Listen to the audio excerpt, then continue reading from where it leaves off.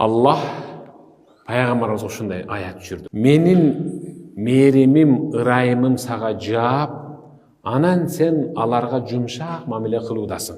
Эгерде дейт, эгерде орой мамиле жасасаң, же катуу жүрөк болсоң, анда айланаңа топтолгондор кайра чачыранды болуп сенден алыстап, ырактап качып кетмек.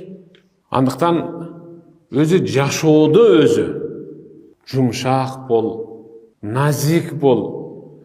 Жумшактыгың, назиктигиң бир же эки дипломдун ээси болгондугуң үчүн эмес, жумшактыгың жана назиктигиң Алланын мээрими сага жаап аткандыгынан деп атат.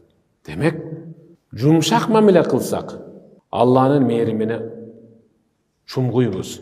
Эгер Алланын мээриминде болсок, анда эч качан бирөөгө орой мамиле жасай албайбыз. Алланын ырайымында оролгон инсан эч кимге катаал мамиле кылбайт деген түшүнүк.